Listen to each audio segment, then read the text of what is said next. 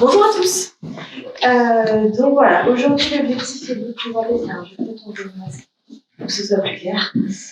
L'objectif est de vous présenter donc la maison de santé du Pays Fléchois, qui est un projet dans le cadre de la communauté de communes du Pays Fléchois, qui rentre dans un projet global de la part du maître d'ouvrage, qui avait pour intention de développer des maisons de santé dans tout le secteur géographique tout autour de la communauté de communes. Donc ce projet donc rentre dans une démarche globale et d'ensemble de la part de la communauté de communes. Merci.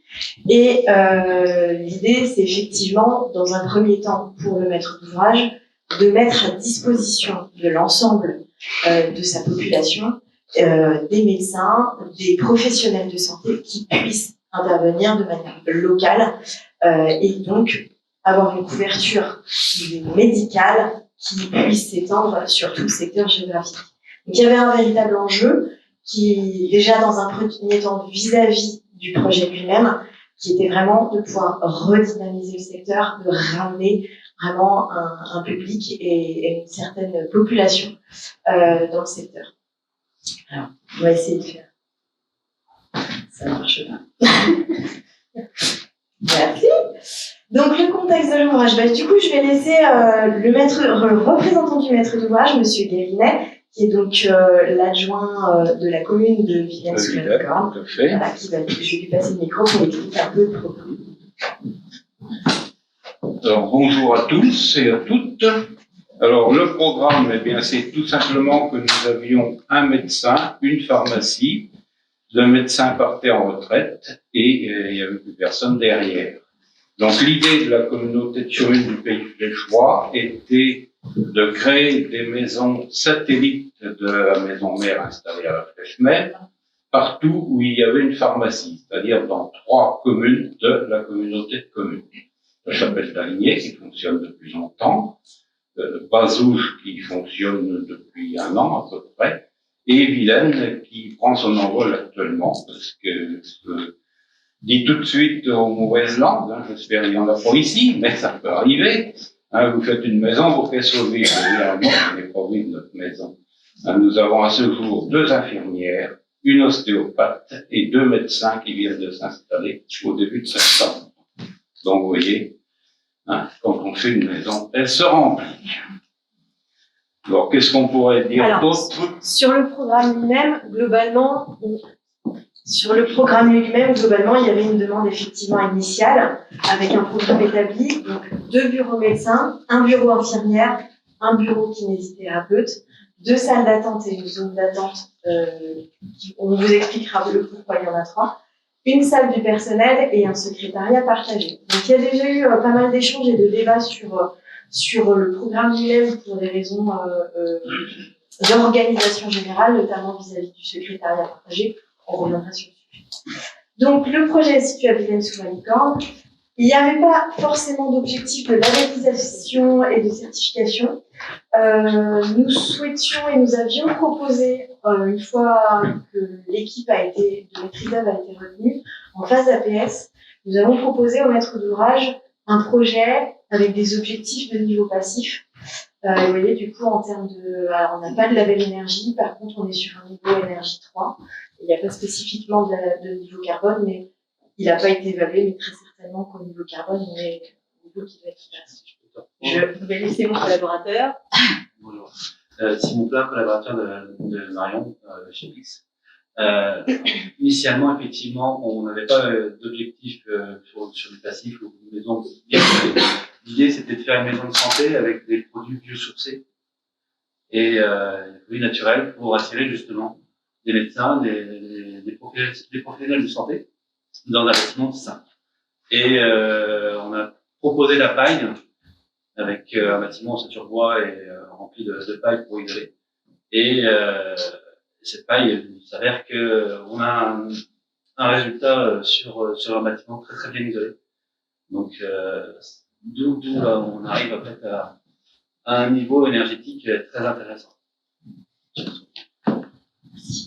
Voilà, donc sur le global, effectivement, en phase de conception, nous avions proposé au maître d'ouvrage de partir sur un projet paille. C'est une démarche au sein de l'équipe d'assez longue date de travailler sur des projets de matériaux biosourcés. Et pour le coup, on a entamé des démarches pour passer notre pro-paille et de manière à pouvoir permettre de réaliser des projets paille à l'avenir, à peu près 6 mois avant le lancement de ce projet-là. Alors, du coup, ça coïncide à peu près en même temps. Et l'objectif est effectivement de pouvoir proposer ce projet-là. Le maître d'ouvrage nous a effectivement dit « Ok, pourquoi pas, c'est une bonne idée, mais ça va nous coûter combien ?» Le classique. Voilà, donc dans les premières phases d'études, vraiment dès la phase APS, on a poussé les recherches, on a contacté des entreprises de manière à pouvoir avancer un peu sur le projet. Est-ce que vous pouvez passer là-dessus? Ça marche pas.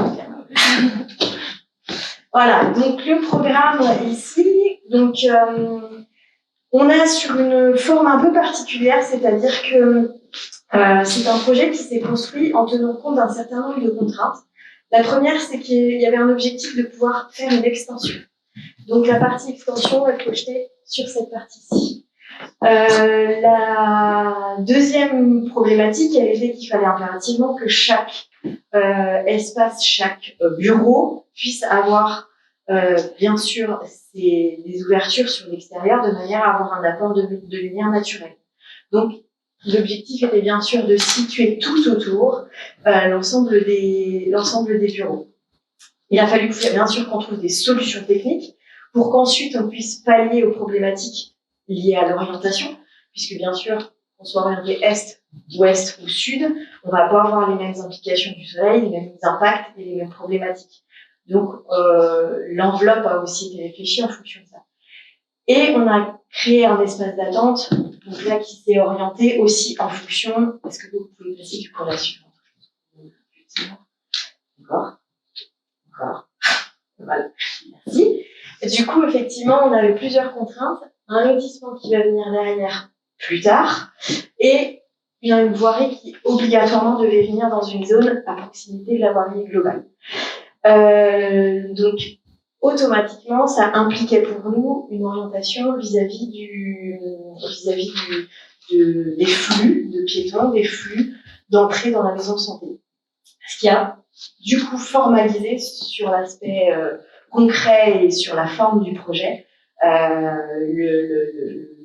Ça nous a vraiment orienté, en tout cas, sur les choix et sur aussi bien le choix des matériaux extérieurs que sur l'aspect formel du projet.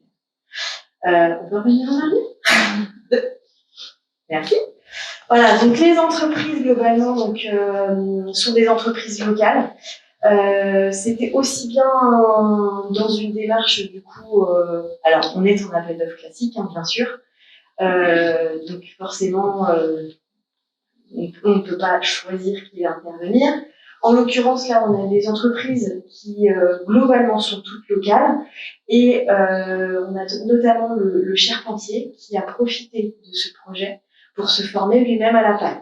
Donc ça permet aussi pour nous qui avons l'habitude de sensibiliser autant que possible aussi bien les maîtres d'ouvrage que les entreprises à des projets biosourcés. Ça nous permettait aussi, là, en l'occurrence, sur ce projet-là, de sensibiliser les entreprises à l'étanchéité à l'air, à ce que c'est que la paille, à comment ça se met en œuvre.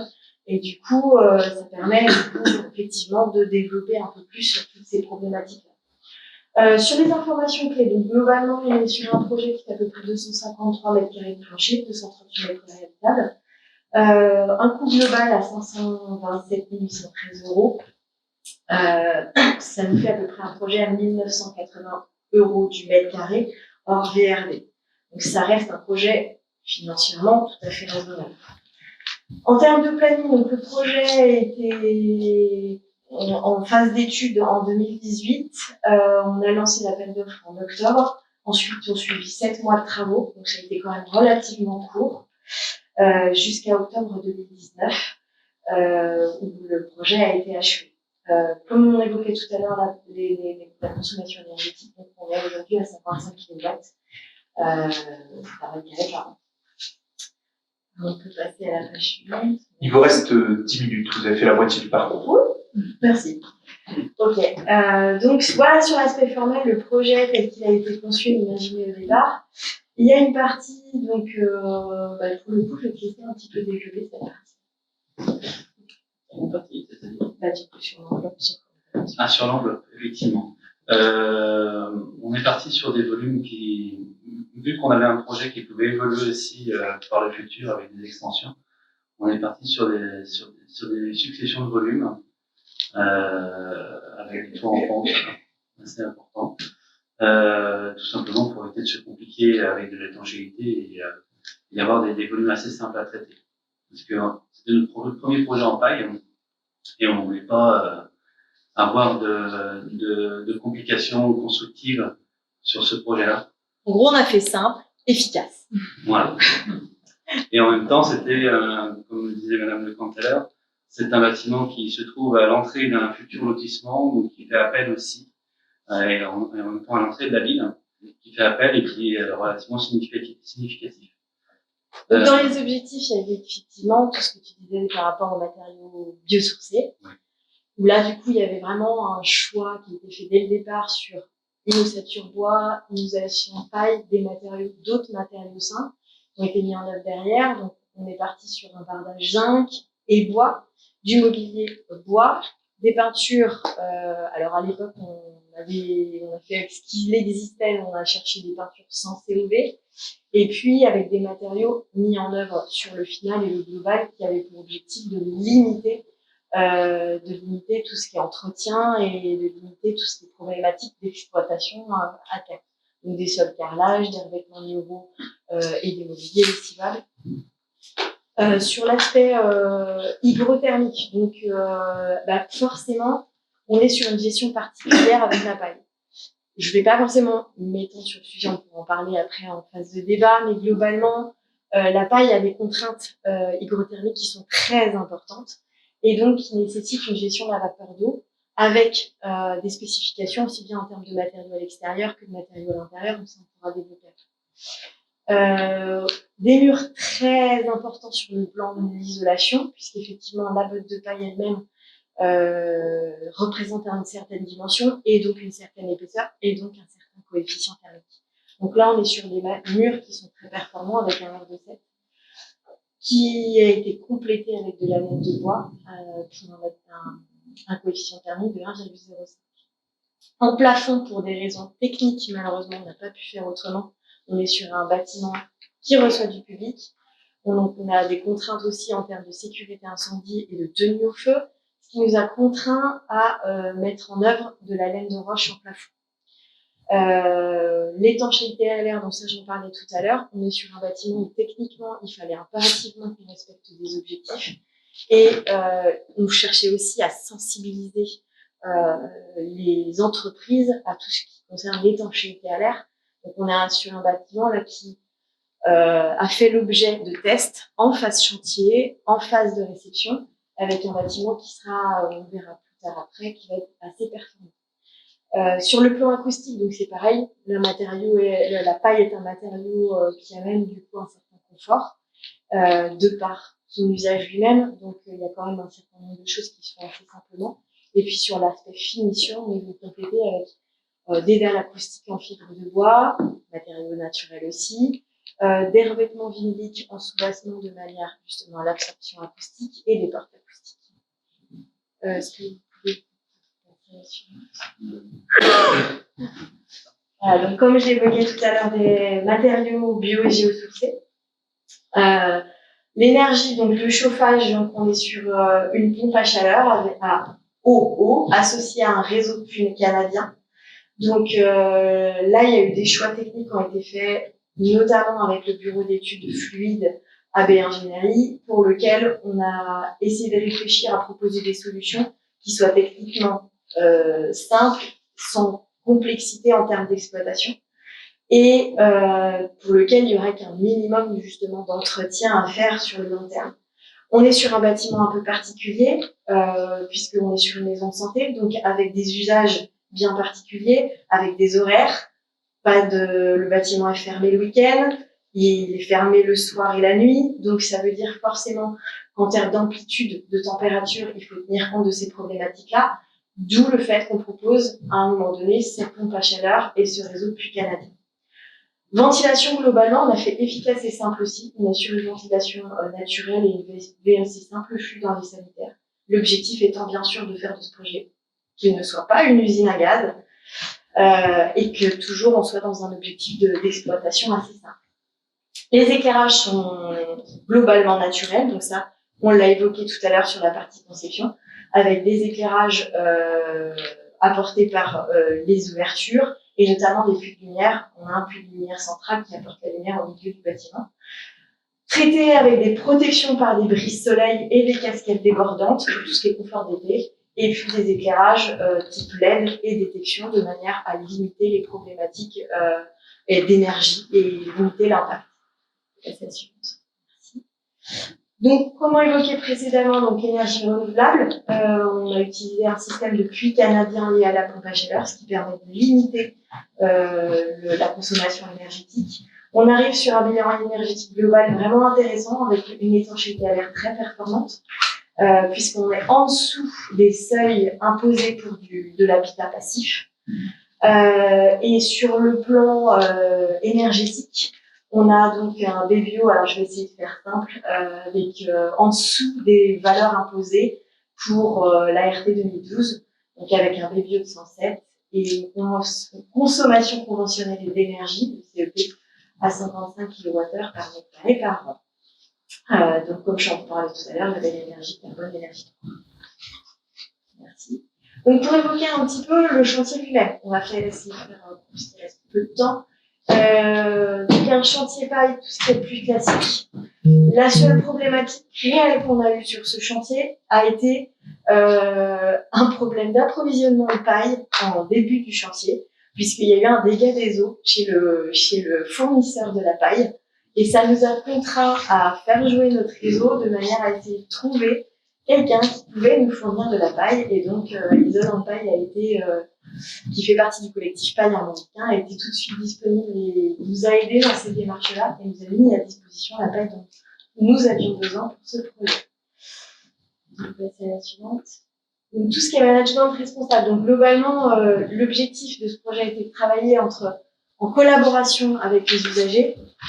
Nous n'avions pas forcément de médecins et encore d'usagers à proprement parler sur ce projet-là, mais on a beaucoup échangé avec le maître d'ouvrage. L'objectif était bien sûr de trouver une solution qui soit la plus simple, la plus efficace et qui réponde à des besoins, puisque aujourd'hui l'objectif aussi de la part de la commune et de la communauté de communes était de pouvoir séduire, entre guillemets, des futurs occupants et de leur dire, ben voilà, vous allez venir dans un cadre de travail qui va être sain, qui va être intéressant, qui va vous apporter un confort vraiment intéressant. On a profité de ce chantier pour former des entreprises, notamment le charpentier, comme je l'évoquais tout à l'heure. Et l'objectif a été aussi, bien sûr, de sensibiliser les entreprises à l'étanchéité à l'air en faisant des tests intermédiaires et en phase finale. C'était donc un projet avec des partenaires engagés, donc j'en ai parlé tout à l'heure, le collectif Paille Armoricain et Accord Paille qui nous ont aidés à trouver les fournisseurs pour la paille, étant donné qu'on a eu des problématiques de dégâts des eaux sur le matériau. Et puis, une formation paille spécifiquement par l'entreprise Chabrin qui s'est formée à ce projet-là, qui nous a permis aussi, d'ailleurs, de sensibiliser un peu le public parce qu'on a eu une réunion en cours de chantier pour montrer ce que c'était un peu la paille, comment ça se faisait, la formation et comment ça se passait, l'installation et la formation de la paille. Donc, des performances économiques et sociales. Donc, sur le coût global des travaux, donc, comme je le disais tout à l'heure, on est à un petit peu moins de 2000 € du mètre carré. On a des consommations qui sont vraiment très faibles avec l'entretien et une économie de projet maîtrisée puisque aujourd'hui, les seules plus-values que nous avons eues sur ce projet sont liées à des aléas de chantier, notamment une problématique de pompe de relevage sur le réseau communal et quelques demandes complémentaires de la part du maître d'ouvrage en phase chantier. Ce projet a eu un impact local assez important, notamment lié à tout ce qui est pénurie de professions médicales, où là l'objectif était bien sûr de redynamiser le tissu local. Ça rentre dans un programme local social avec la réalisation des quartiers résidentiels à l'arrière, avec l'objectif de développer ces logements sociaux à proximité. Les points forts à retenir, donc on est globalement sur un projet sain, d'un grand confort, en avance sur les exigences réglementaires et dans un cadre d'un tout maîtrisé. Voilà, comme je disais, simple et efficace. Les enseignements, la formation, bien sûr, la formation de tout le monde, quel qu'il soit, maître d'ouvrage, que ce soit les entreprises, que ce soit les équipes. Vraiment, l'objectif aujourd'hui, c'est de pouvoir aider et valoriser les matériaux biosourcés, développer ces matériaux-là autant que possible, puisqu'ils n'ont que des avantages, pratiquement. Et puis l'objectif, bien sûr, d'appuyer localement le développement de la filière paille. Et enfin, point final, l'importance de la concertation des différents acteurs entre maîtres d'ouvrage, entre usagers, là c'était pas forcément le cas, mais quand on le peut, c'est important. Et puis les acteurs entre équipe de maîtrise d'œuvre et maître d'ouvrage public. Voilà. Merci beaucoup. On va y aller. Et donc, on va démarrer maintenant une séquence de... Gardez le micro, je pense que vous allez avoir besoin de répondre. Vous pensez partir tout de suite? Ben oui. Donc, je vais demander à nos trois experts de désigner leur porte-parole. Première observation, question. Je vais prendre la parole. Le premier, déjà remercier pour la qualité de la transcription et du projet, aussi de la présentation. Vous avez très bien présenté les choses, pas d'avoir une vision globale. C'est un projet qui est exemplaire à plusieurs titres, hein, vous l'avez nommé. C'est surtout aussi une réponse à un besoin, et ça c'est très important aussi. Et puis également un projet qui améliore le cadre de vie, qui apporte une vraie réponse sur son volet aussi environnemental. Vous avez parlé d'opération de séduction pour les futurs médecins. Est-ce que finalement cette opération a fait ses preuves, et notamment aussi dans son usage sur la qualité architecturale, et notamment aussi sur le confort hygrométrique, sur le confort thermique, également sur le suivi énergétique? On va commencer par la satisfaction des usagers et on va tout de suite donner la parole à représentant de la commune. Alors, est-ce qu'il y a des médecins et est-ce qu'ils sont contents? Oui, alors comme je vous le disais en introduction, il y a 2 médecins. Ils sont installés depuis 1 mois. Il y a 2 infirmières, une ostéopathe. Et je peux vous dire que tout le monde se réjouit de la qualité de ce projet.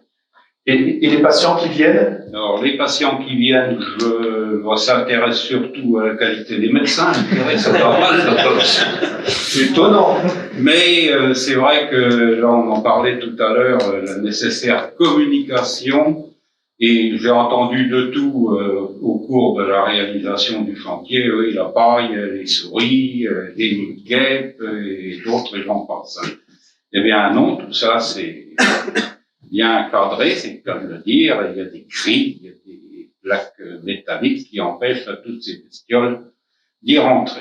Vous avez eu un doute à un moment, quand justement vous avez entendu les habitants se poser des questions? Vous êtes... Eh bien, heureusement que, comme le disait notre architecte, d'entrée de jeu, si je puis dire, nous avions été associés à l'élaboration du projet. Ce qui nous a permis de répondre. Hein, parce qu'autrement, c'est vrai que quand on vient vous dire, bah oui, il va y avoir plein de souris, de rats, il y en a déjà beaucoup, ça va faire ça en plus, et puis voilà. Hein, bon, c'est sûr qu'on aurait pu douter si on n'avait pas été vraiment bien informé sur les tenants et aboutissants. Et aujourd'hui, cette maison de santé, elle ressemble à ce que vous aviez imaginé, en mieux, c'est exactement ça. Est-ce qu'on imaginait quelque chose? Je vous dirais sincèrement que nous étions sur un plan pratique. Nous voulions absolument remplacer notre médecin qui venait de partir à la retraite. Et nous avions les plus grandes craintes pour notre pharmacie, qui du coup avait perdu quasiment 50% de son chiffre d'affaires. Et c'était énorme, ça pouvait pas durer des années comme ça. Donc, quant au bâtiment, eh bien, c'est vrai que sur le coup, il a été un petit peu surprenant, je dirais, mais finalement, il s'intègre pas trop mal. Et je pense que quand on aura, voilà, l'architecte est drôle de tête, là, elle est rassurée. Et quand on aura développé notre projet de lotissement tout autour, eh bien, ça s'intégrera parfaitement. Et justement, c'est par là que je terminais cette petite série de questions. Le lotisseur, je ne sais pas comment vous allez contracté, il est plutôt satisfait d'avoir ce magnet-là ou il se dit j'aurais préféré avoir autre chose pour pouvoir attirer des clients? Bon, lotisseur, je dirais, s'adapte, mais il n'est pas du tout fâché d'avoir ce local à proximité. Parce que de toute façon, ça avait été réfléchi dans un plan d'ensemble. Donc ça fait quelques mois que c'est ouvert. Est-ce qu'on commence à avoir des petits retours sur les consommations, comme le disait William Matalou? Surtout sur le confort, je dirais, effectivement, les consommations, plus sur L'été, comment s'est passé cet été? Je vais passer le micro aux personnes. Du coup, effectivement, alors, ce qu'il faut savoir, c'est qu'il y a une des infirmières qui a intégré le bâtiment quasiment immédiatement à son ouverture. Donc, nous avons quand même un petit retour sur expérience de la part de cette personne-là qui, du coup, a occupé les lieux pendant les périodes de confort, on va dire, complexes, notamment quand on a eu quelques périodes de canicule.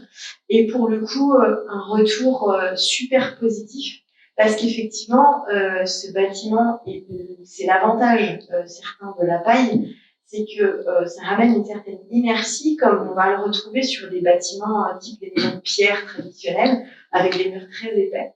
Et du coup, effectivement, là, concrètement, alors pour ne pas être trop technique, la température qu'il va y avoir à l'extérieur va mettre beaucoup de temps à se restituer à l'intérieur et donc le confort intérieur reste vraiment intéressant. C'est ça qu'on appelle le déphasage de la paille. Exactement. Donc là, l'idée, c'était vraiment de pouvoir profiter de ça, ce qui nous a permis de ne pas avoir à mettre de climatisation, ce qui nous a permis de n'avoir qu'une simple ventilation, et pas une double flux, pas une, voilà, comme je disais tout à l'heure, une usine à gaz. Et clairement, en termes de confort, même pour les usagers, ça a un impact important. Vous avez amené de l'inertie dans le bâtiment, c'était une des questions des experts. Comment vous avez amené de l'inertie? L'inertie, elle est amenée par la paille elle-même.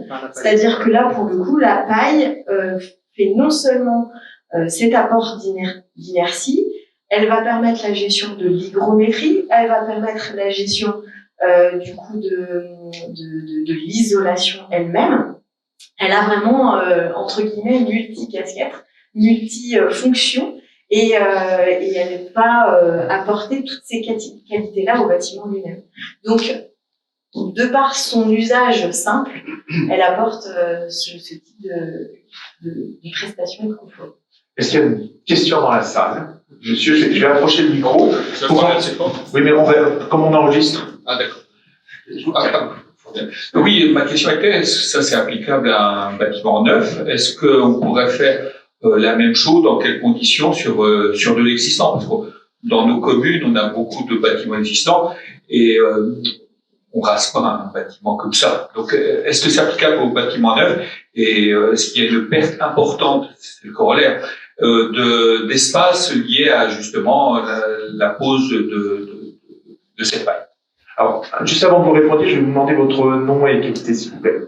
Donc, Loïc Jarosset, je suis adjoint au maire de Spey, travaux et voirie bâtiment. Alors, pour le coup, il existe plusieurs solutions possibles. Oui, la paille, forcément, quand on la travaille, elle est en botte. Les bottes font 36 cm d'épaisseur. Ça a un impact non négligeable. On peut difficilement mettre de la paille en intérieur, en doublage intérieur, pour différentes problématiques qui sont aussi techniques. En revanche, ça se fait de plus en plus. Il y a des projets, j'en connais plusieurs en Maine-et-Loire, notamment sur Paris aussi, ça se fait. Il y a des projets qui sortent avec ce qu'on appelle une ITE, une isolation par l'extérieur, avec de la paille. Et ça se fait de plus en plus. Et pour le coup, ça peut être une solution qui peut être intéressante. Et toujours 36 cm. Non, alors là, c'est pas c'est pas le même type de botte. On va être sur des, voilà, il faut travailler aussi avec le bureau d'études fluides, mais on peut réduire la dimension. Oui, un petit mot là-dessus. En fait, Isolant Paille, qui nous a aidé sur ce projet-là, a développé une botte de paille qui sert en ITE, qui est nettement moins épaisse et qui se pose comme une ITE traditionnelle, sauf qu'on a des produits biosourcés, sur lesquels on peut projeter de l'isolant, de l'enduit aussi, directement. On peut faire un bardage? On peut faire un bardage, à partir du moment où il est ventilé, on peut faire un bardage. Donc on a un isolant en extérieur. Ça nous donne l'idée de revenir à la programmation. Est-ce qu'à un moment, vous vous êtes posé la question de réinvestir une maison peut-être un peu délaissée à l'intérieur de la commune, comme il y en a peut-être, et de faire la maison de santé dans un bâtiment qui est peut-être inoccupé actuellement? Non, bah, d'abord, nous n'avons pas de bâtiment public inoccupé actuellement. Et puis ensuite, il fallait, comment dire, apporter autre chose, je dirais. Bon, certes, le médecin aurait bien aimé mettre à disposition d'un collègue ses locaux professionnels. C'est quand même dans la maison du médecin, hein, donc c'est pas le top.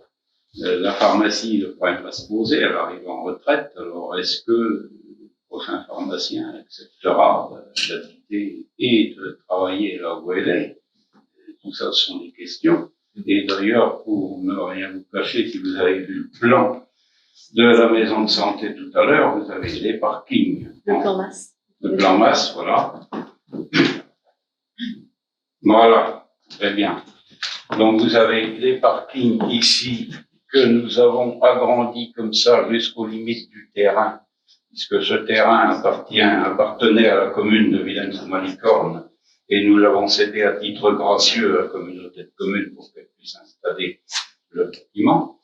Et donc ici, nous avons une future voirie qui, comme il y en a une aujourd'hui dans la partie sud du bourg, servira de rocade nord. Bon, rocade, c'est un grand mot, je sais. Ça permettra d'éviter à tous les engins agricoles et camions de passer autour de l'église. C'est vraiment très délicat. Voilà. Et donc, sur cet emplacement-là, à peu près, nous avons un projet d'éventuelle future pharmacie, si besoin. C'est ça. Donc, une proximité. Voilà. Tout à fait. Très bien. Question au jury, du jury, du comité d'experts. Donc, très bien que vous parliez de cette question de la pharmacie, justement, je voulais vous poser cette question-là. Est-ce que vous n'avez pas peur, en délocalisant la pharmacie, que vous retiriez ce flux de population vers le centre-bourg et que ça dévitalise un petit peu le centre-bourg? Bon, évidemment, il y a toujours un risque. La question s'est posée ailleurs. Nous, le gros problème, c'est vraiment tous les engins, je dirais, hors gabarit. Hein. On a une entreprise de travaux agricoles sur la commune. Les engins sont de plus en plus gros, ou de plus en plus longs, même si on met la coupe de la moissonneuse batteuse derrière. Évidemment, ça fait pas 10,50 m de large, mais ça fait 20 mètres de long. Hein, il faut tourner autour de l'église, c'est pas le top. Bon, est-ce qu'il y a lieu d'avoir peur? J'en suis pas sûr. Pour faire un petit peu l'historique de la commune de Villennes-sous-Malicorne, c'est une commune qui aujourd'hui compte un peu plus de 1000 habitants. Et il y a une quinzaine d'années, la question s'est posée. Vous avez un boulanger contraint d'arrêter pour raisons de santé, une épicière qui ne faisait plus ses affaires, un boucher, charcutier, même traiteur très dynamique, mais qui était vraiment isolé des autres. Donc on a pris le pari, et ça nous a quelquefois un petit peu empêché de dormir, de créer un bâtiment commercial, qui est donc au bas de l'église, hein, d'une valeur de 700 et quelques mille euros, donc autrement dit plus d'une année de budget de fonctionnement de la commune. Et je peux vous dire aujourd'hui, hein, ça, une bonne dizaine d'années après, le pari n'est certes jamais gagné, mais il est en bonne voie, hein, parce que nous avons des commerçants dynamiques, avec des parkings, avec tout ce qu'il faut pour attirer les gens. Et honnêtement, je ne pense pas que cette déviation nord, ça fera mieux que rocade, hein, enlève beaucoup de vie, je dirais, au bourg de Villennes. Et pour le coup, ce qu'il ne faut pas non plus oublier, c'est qu'on reste dans une petite commune, hein, à pied, entre la maison de santé et le centre-bourg, il y a 2 minutes. Donc, voilà, il faut aussi relativiser. C'est important d'avoir précisé. Merci. Voilà. Si on revient au bâtiment, peut-être Romain Martin a une petite question. Oui, on va peut-être pouvoir aborder des choses sous l'angle de la santé, puisque c'est l'objet de cette maison. Quand on parle de qualité de l'air intérieur, on parle aussi de ventilation. Vous proposez, de ce que j'ai compris, une ventilation naturelle. Comment ça se passe d'un point de vue utilisation? Est-ce qu'il y a des indicateurs qui permettent de connaître la qualité de l'air intérieur pour ouvrir la fenêtre au bon moment, ou bien comment c'est géré par les utilisateurs? Eh bien, pas du tout. Clairement, comme on l'évoquait tout à l'heure, l'objectif n'était pas d'en faire une usine à gaz. Et donc, vraiment, on est parti sur des choses très simples. Donc, ventilation naturelle. Chaque bureau a ses fenêtres qui peuvent être ouvertes et fermées. On a bien sûr prévu des oscillobattants, ce qui permet aussi d'anticiper, de se dire s'il y a besoin de faire de la ventilation nocturne à l'intérieur des locaux. Il suffit simplement d'ouvrir les oscillos dans différents bureaux et puis de laisser l'air circuler. C'est vraiment, on est resté sur quelque chose de sobre et d'efficace. L'objectif, c'est pas justement de remettre des testeurs à droite, à gauche pour qu'ils puissent ouvrir quand ça leur dit que le voyant est vert et ainsi de suite. Non. On est vraiment sur une sensibilité du corps, une sensibilité de l'humain et ils peuvent ouvrir, fermer comme ils l'entendent. Comme je l'expliquais tout à l'heure sur la ventilation naturelle, finalement, on est sur des locaux où, en termes d'usage, on a la chance de ne pas avoir de problématique ou de complexité. C'est pas comme si on avait des douches ou comme si on avait des sanitaires avec des baignoires, avec qui nécessitent une ventilation spécifique. On reçoit pas non plus une population importante. C'est pas comme si on avait une salle de réunion avec 50 personnes en même temps. Là, ça reste des usages dits classiques qui sont proches de l'habitation. La seule différence est clairement que par rapport à l'usage, on a des horaires qui sont des horaires. C'est ça la différence. Est-ce que la nuit, il y a un système qui fait que l'aération peut se faire? Oui, C'est exactement ce qu'on a. Ici, c'est possible parce qu'on a quand même 3 puits canadiens qui sont reliés à une PAC. Ouais. Donc, on peut faire du rafraîchissement naturel ou du réchauffement naturel. C'est bien le puits canadien. Tout à fait. Ouais. C'est le puits canadien. Est-ce qu'on peut expliciter un peu comment vous avez procédé pour le puits canadien? Parce qu'en fait, c'est quand même une technique qui reste encore en fait, inhabituelle. On vient chercher on a 3 puits canadiens qui descendent à 100 mètres de profondeur, dans lesquels on vient chercher des calories. Développe, est-ce qu'il y a de l'eau, est-ce que c'est vert? vert? On va chercher dans l'eau, dans la nappe. Ah oui, vous descendez jusqu'à la nappe. Oui, tout à fait. Et après, on vient chercher ces calories, cette température aussi, pour la réchauffer via une PAC. Et après, on a des caissettes dans chaque bureau de médecin et d'infirmière pour rafraîchir et réchauffer naturellement. C'est pas sur ce bâtiment-là, c'est pas on fonctionne pas comme une maison dans le sens où on dit on a un bâtiment passif, on va mettre de la double flux pour régler. Là, ça marche pas parce qu'on a des gens qui rentrent et qui sortent continuellement dans la journée. Donc la porte est beaucoup ouverte. Effectivement. Donc ça fonctionne pas vraiment avec un bâtiment qui est en régulation constante. Sur d'autres questions sur la santé, les peintures.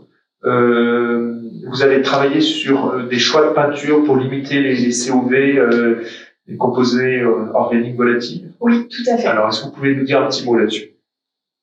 Honnêtement, aujourd'hui, il existe des peintures. Si on avait pu le faire, si elles étaient déjà développées à ce moment-là, on l'aurait fait. Il existe aujourd'hui des peintures qui sont des peintures naturelles, sans produits chimiques. Et notamment, alors je vais pas citer de nom parce qu'ils vont éviter, mais des peintures à base d'algues, qui sont fabriquées en Bretagne. Et pour le coup, nous, maintenant, on ne pose quasiment plus que cette peinture-là.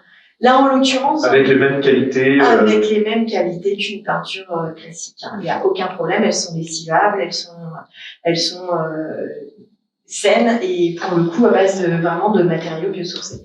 Il n'y a pas que de l'algue dedans, il y a aussi, je crois, de la coquille d'huître. Bon, c'est un mélange. Voilà. Et là, en l'occurrence, on est parti sur des peintures, alors sans COV clairement. Donc, l'objectif était de partir sur des peintures vraiment saines et qui du coup ne vont pas émettre de composés volatiles et qui du coup limitent aussi bien. Même on a eu des retours de peintres parce qu'on fait régulièrement poser. Forcément, c'est leur travail de poser ces peintures. Et même pour eux, ils ont vu la différence. Même pour eux, la mise en œuvre, elles dégagent moins d'odeur. Ils n'ont pas forcément besoin d'ouvrir, de ventiler systématiquement dès qu'ils sont en train de faire les peintures. Et en 2 jours, 3 jours, il n'y a plus d'odeur. Si on continue sur la question de santé, on s'est posé beaucoup de questions sur la lumière naturelle. On a vu des ouvertures un peu refermées, des espaces qui nous ont interrogés. Alors je sais pas si l'un de vous a envie d'un peu préciser cette question de lumière naturelle, ou vous êtes posé des questions, ou est-ce que tout de suite on vous demande d'expliquer? Moi, c'était plus une question. Est-ce que vous pouvez revenir sur la façon dont ça a été pensé aussi, notamment le dimensionnement des bureaux, enfin, pas forcément des bureaux, mais pas forcément des versions, mais des bureaux, justement, des cabinets de consultation, le dimensionnement de la salle d'attente, parce que je sais que ça a été pensé, justement, c'est pas par hasard, quoi, que les bureaux font cette dimension-là, et que la salle d'attente aussi. Et après, peut-être ça va inclure la compétence sur là. Avec le plan. Effectivement, sur le projet de base, on Si vous voulez mettre le micro sur le menton, posé sur le menton. posé sur le menton. Effectivement, à la base, on avait dans le programme la volonté d'avoir 2 bureaux médecins, un bureau infirmier, et puis on avait un bureau polyvalent dans lequel on pouvait faire venir après un praticien supplémentaire. Il y avait aucune certitude de quelque chose ou un médecin qui pouvait venir de temps en temps aussi compléter l'activité. Donc, on a calculé en fait la surface de la salle d'attente en fonction de ces 3-là. Et après, on a rajouté effectivement un espace d'attente supplémentaire pour un praticien supplémentaire. Et donc cette impression qu'on a que la lumière naturelle, vous n'avez pas exploité complètement de la lumière naturelle, il y a un choix qui a été fait de votre part là-dessus, et au bout du compte, est-ce qu'on se sent bien et on a assez de lumière à l'intérieur? Alors, je vais revenir sur la lumière naturelle. Après, je vais juste compléter ce que dit mon collègue et collaborateur. On a aussi, au niveau des cabinets médicaux, fait le choix d'avoir des espaces assez grands. Clairement, aujourd'hui, elles font 25-26 mètres carrés, donc on est vraiment sur des espaces assez grands. C'est toujours aussi dans l'intention de séduire ces fameux médecins et les intéresser à venir dans les locaux, avec un principe constructif du coup que mon collaborateur a imaginé, avec un principe de cloison qui n'est pas amovible, hein, on est sur une cloison intermédiaire d'une certaine hauteur, voilà, qui n'est pas toute hauteur, qui permet de garder le volume entier, avec une partie aménagée spécifiquement avec le bureau du médecin et une partie soins consultation qui a été conçue aussi liée en problématique d'accessibilité PMR, accessibilité handicapée. Où là, clairement, on a des obligations réglementaires avec, du coup, un espace de soins qui monte et descend, avoir la rotation autour, pouvoir justement permettre à une personne en fauteuil de se déplacer dans le local. Donc, on est resté pour les 2 espaces de consultation, sur des bureaux vraiment particulièrement grands.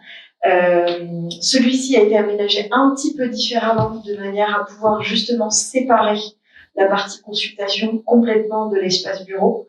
On est vraiment voilà, et ça c'était à la demande des usagers de l'usagère qui du coup elle a été impliquée dès les phases de conception d'un projet, donc on a pu répondre à sa demande initiale.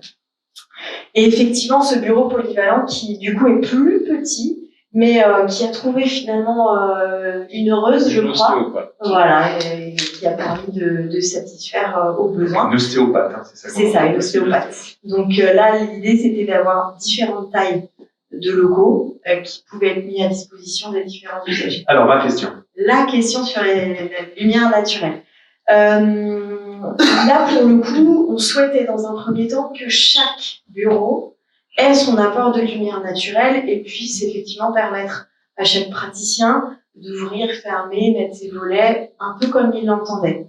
Ça, c'était une première chose qui était pour nous importante. Liée à l'orientation, il fallait qu'on trouve une solution technique pour parer aux éventuelles problématiques, notamment de soleil de plein ouest, par exemple, quand on a le soleil qui se couche, quand du coup on a effectivement la lumière qui rentre pleinement dans le bureau.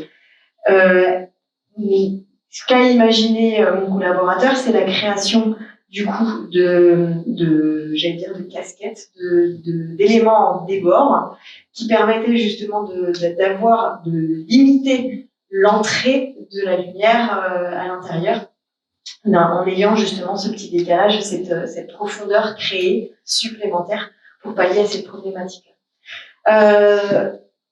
L'installation d'une casquette aussi sur la partie arrière Pour le coup, le bureau polyvalent qui a une ouverture qui est la plus grande est en plein sud. On avait aussi cette problématique-là d'entrée de la lumière et de la chaleur à l'intérieur du local. Donc, on a essayé d'y pallier en créant une casquette. Quant à l'apport de lumière naturelle dans les locaux, la salle d'attente est largement vitrée.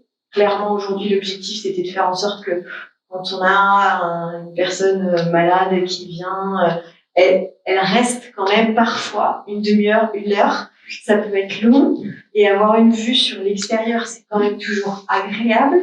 Donc, on a vraiment fait en sorte de vitrer au maximum cet espace et aussi de manière à permettre de garder la partie centrale la plus ouverte possible.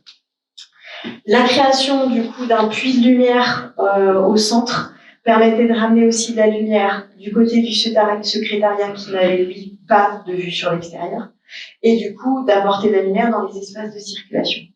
Quant au dernier point, par rapport aux usages, il y a 2 salles d'attente. Effectivement, on a vraiment une salle d'attente avec 2 ouvertures qui sont créées, qui permettent la circulation et qui finalement a bien rendu service en période de Covid parce que clairement, ça a permis du coup d'orienter les flux. Ça, c'était une première chose. Et pourquoi il y a effectivement 2 espaces d'attente, c'est que quand il y a trop de monde ici, on peut agrandir et venir réexploiter l'espace de la 2e salle d'attente. Et ça a permis aussi, sur le plan pratique, de séparer, dire les médecins ont leur salle d'attente et les infirmières ont leur salle d'attente. Voilà. Oui, j'avais une autre question pour passer à une autre chose, plutôt sur l'aménagement extérieur, sur la biodiversité. On voit pas un trail effectivement autour, mais je pense que c'est parce qu'il y a d'autres projets derrière, c'est ça, urbain notamment. C'est-à-dire sur l'échelle du plan masse, vous travaillez juste le bâtiment, c'est ça, c'est ce qu'on a pensé aussi en voyant le projet. Oui, alors habituellement, c'est vrai qu'on aime tenir compte du contexte. On aime pouvoir justement faire un projet qui va s'intégrer dans son environnement. Aujourd'hui, l'environnement, c'est un champ derrière et le cimetière en face. Donc, En face de la maison de santé, c'est ça? En face de la maison de santé. Donc, voilà. Du coup, on n'avait pas un contexte qui nous contraignait. Et clairement, on avait aussi une équipe de maîtrise d'ouvrage qui était plutôt dans l'idée de vouloir quelque chose, entre guillemets, j'aime pas ce terme-là, mais un peu tape à l'œil, quelque chose qui soit contemporain et qui, justement, apporte cette modernité qui pourrait intéresser les médecins et qui pourrait les faire venir dans ces locaux.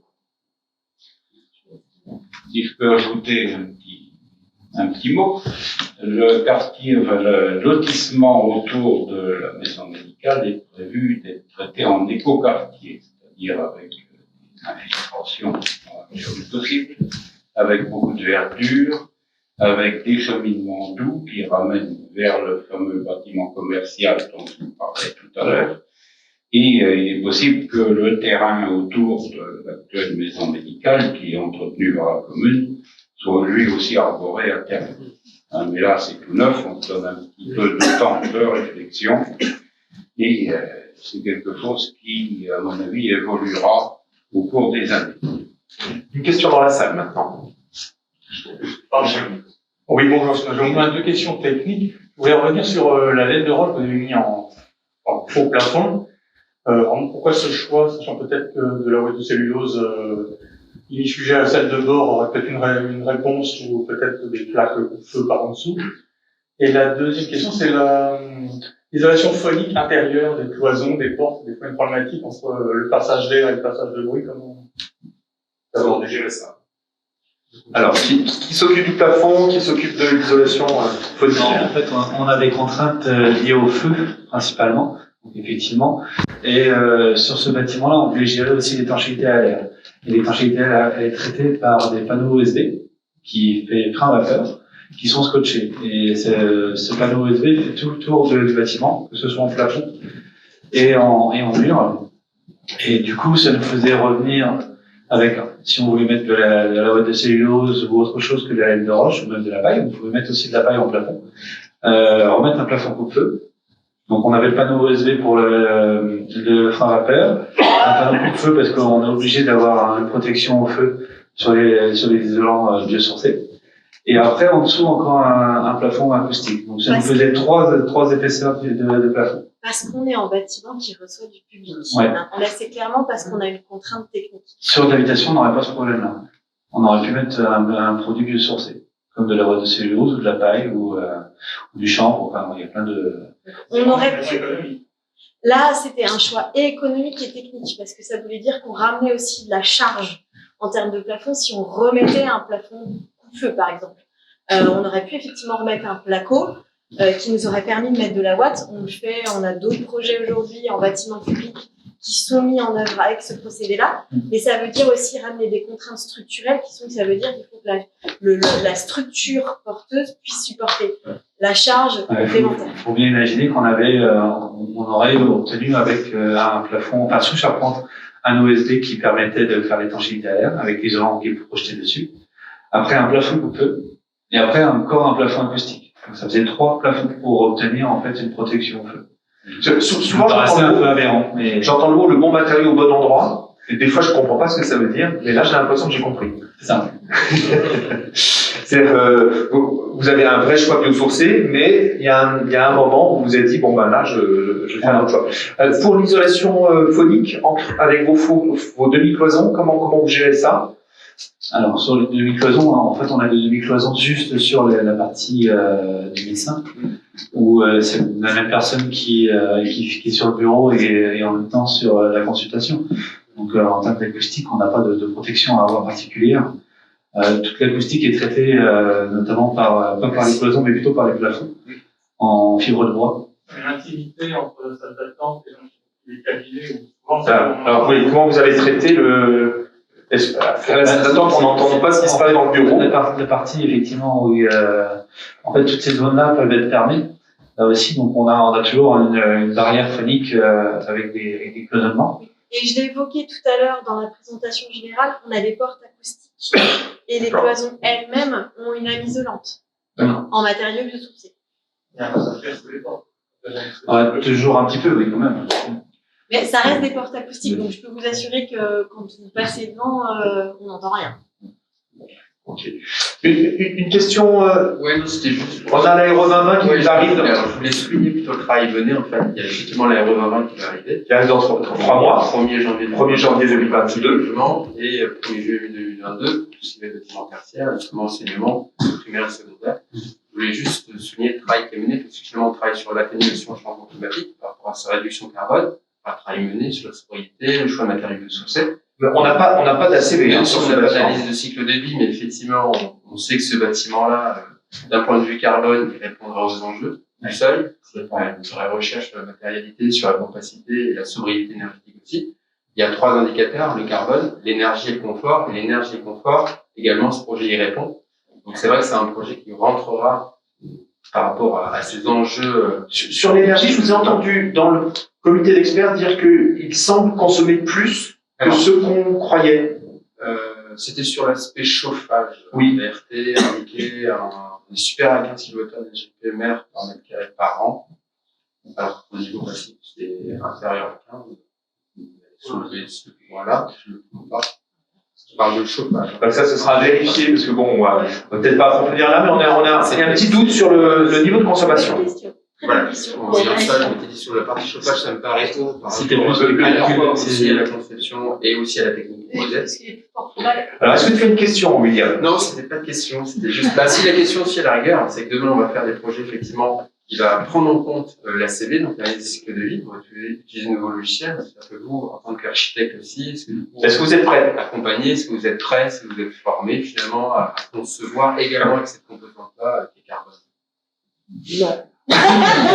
Bon, c'est juste dans 3 mois, ça va. En fait, la problématique, si vous voulez, c'est que, en fait, on y est déjà sensibilisé et de manière intrinsèque. Voilà, intrinsèque, c'est quelque chose qu'on essaie déjà de mettre en œuvre depuis de nombreuses années. On essaie de mettre en œuvre des matériaux locaux, on essaie de faire travailler des entreprises locales, on essaie de trouver systématiquement, comme je l'évoquais par exemple, les peintures, de trouver des choses qui sont proches. Et c'est à tout point de vue, même les panneaux USB, on essaie de trouver, enfin, systématiquement, on avait vraiment une réflexion qui était plutôt dans des choix bas carbone, quoi qu'il arrive. Donc même si effectivement on n'a pas de formation spécifique sur le sujet, on sait qu'on pourra s'appuyer nous sur des bureaux d'études qui pourront nous dire attention, ton choix technique il n'est pas forcément judicieux.